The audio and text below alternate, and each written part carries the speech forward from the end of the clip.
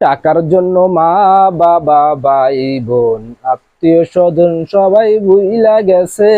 ওরে টাকা, টাকায় আমায় মানুষ চিনাইছে।